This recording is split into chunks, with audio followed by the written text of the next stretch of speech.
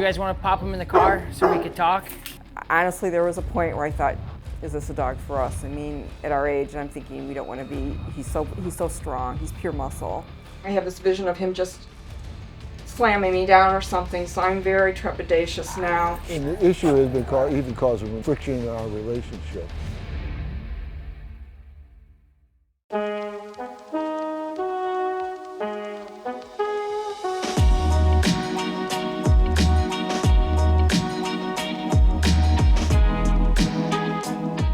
We adopted Taj 4 months ago. He was not trained on a leash. Otherwise, he was a great dog in the house. But once I started trying to walk him, he was very reactive to other dogs. I couldn't keep him at heel. He wanted to pull. I injured my arm trying to wrestle with him, doing the wrong things. Finally, I told Stacy I need some help.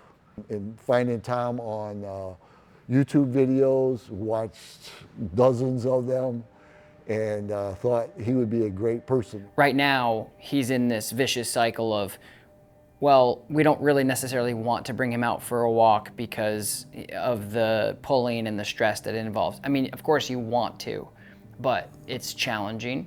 And that's where a lot of dogs, unfortunately, kind of get the short end of the stick, is it's this like continual vicious cycle of, well, we don't really, it's not enjoyable and it's dangerous to walk this dog, so he's got to be in the backyard. And then you see a lot of bad behavior start to happen because the dog can't go out. We don't want and it that. just does this. So we want to be able to walk him and not have him just be so reactive. When you talk about developing a dog, there has to be a foundational period of obedience. Why do we teach human beings, kids, please, thank you, maybe excuse, hot, yucky, etc. The constant things I'm dealing with now with a 1-year-old, just trying to add boundaries and structure and all these things. Taj, sit. Good. Holding that sit. So this is the basic principles of, again, what you guys are struggling with at home. Is when he wants to do something, he just does it. He kind of flies off the rails. There's no filtration system that helps him, you know, stay in the lines. So he's here, and then once he's here, it's the distraction, you're holding. Now, if he gets up, you're gonna enforce it just with the leash and collar. You're just gonna give him a little bit of correction.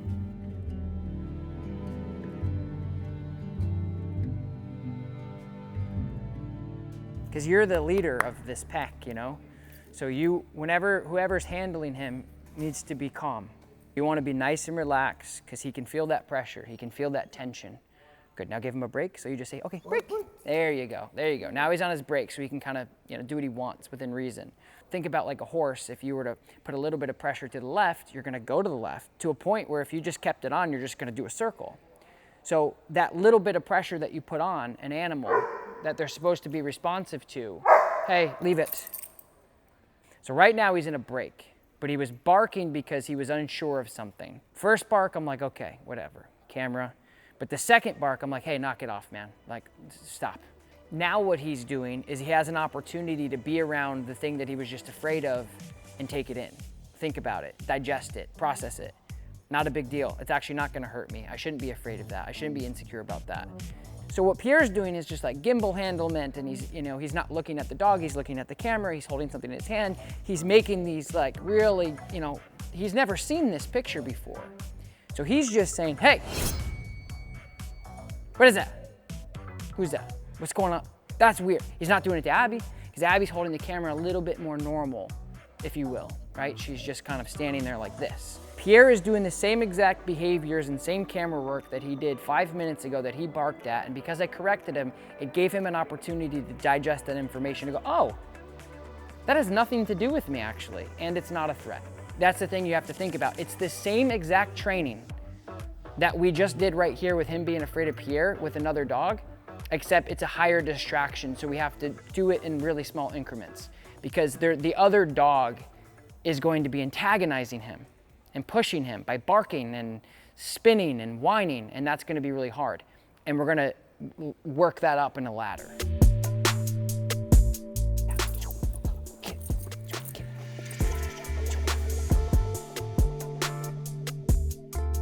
When you're teaching your dog how to heel, it's just to walk nicely at your heels so you can enjoy your walk. And you just have to create very simple and easy to follow boundaries and guidelines for him to fall under. And that's why we use our leash to help you teach him how to behave on the leash and to walk nicely. So I'm taking my wrist and I'm basically flicking it up, which is causing pressure to him. Make sure that you have enough slack in your leash when you turn to give him that correction if you need to. And if he responds, and like he did it with me beautifully, you just tell him good heel.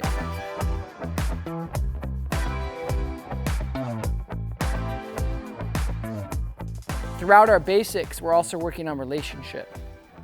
Break. She's just gonna come get it from you. Good, good girl. So I just wanted to show you like how powerful that break is and what it means in a trained dog. Like when you say, like it's very black and white. She's working, working, working. I say break, she's gone. Like gone. My old Saint Bernard, the middle guy here, those are my 3 dogs when I first started out. Lakota's the only one left.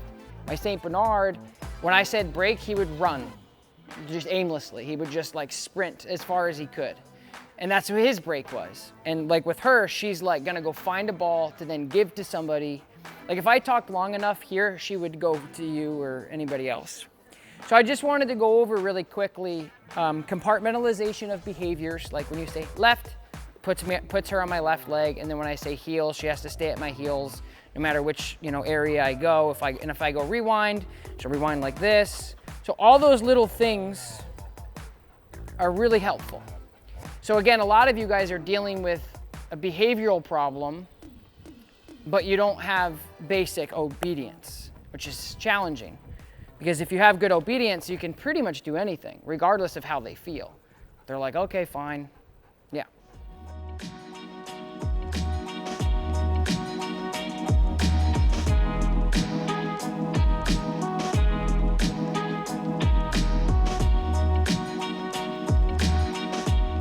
Professional dog training tip number 1, don't forget your sunglasses like this guy.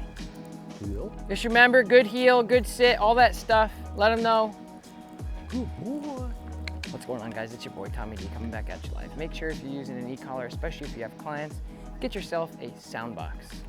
It allows you to hear what the client is doing with the remote. Oh, on cue. I was kidding, but that's probably pretty good.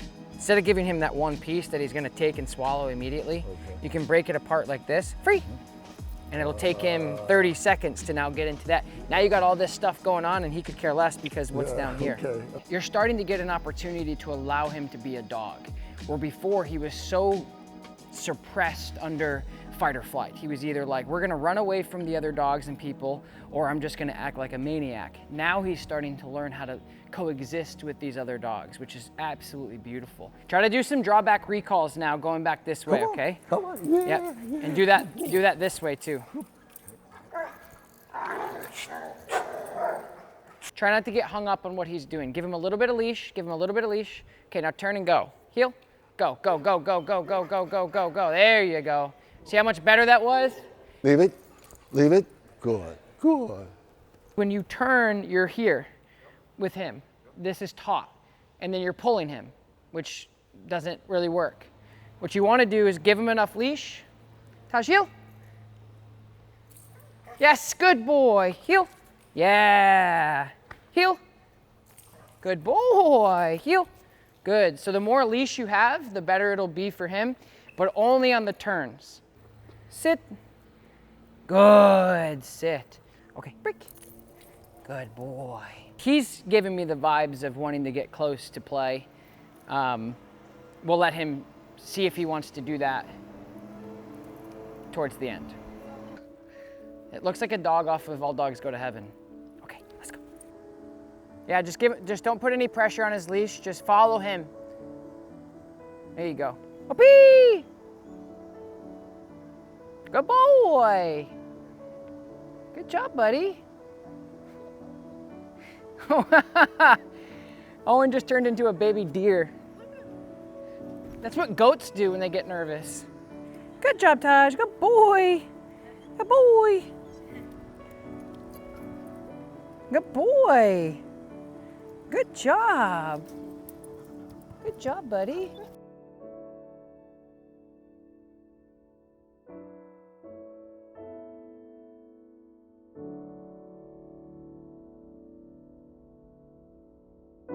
When you're in this space here, you just claim it. This is it, just power move stuff, like really claim this. And then that way he knows he's in the back seat. You're just communicating with him.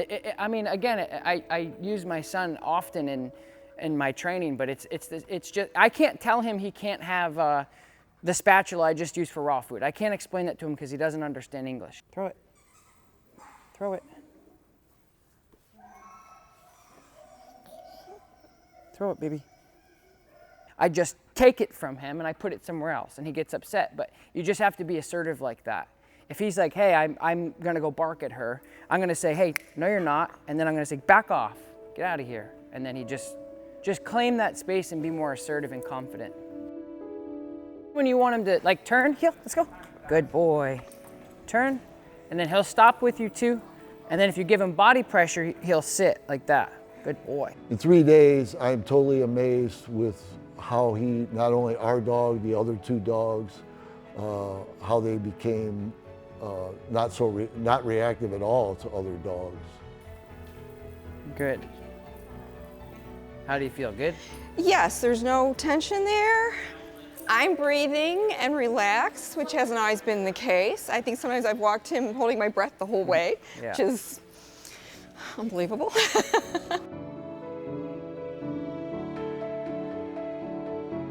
If you're gonna go out for an hour with your dog, you can go 10 feet as long as you're, working nicely.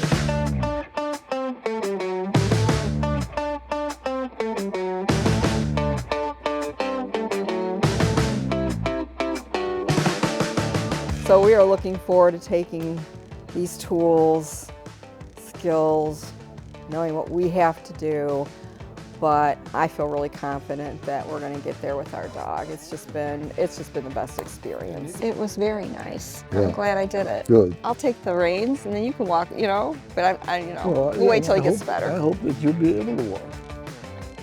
I think you will be. This has just been eye-opening and fantastic, and just knowing what we knew about Tom Davis before we came, I'm not surprised, but it even exceeded my expectations that it was going to be great. Yes. And so fast. And so fast. Yeah, we're a team now. We're a team, and we try to keep it light.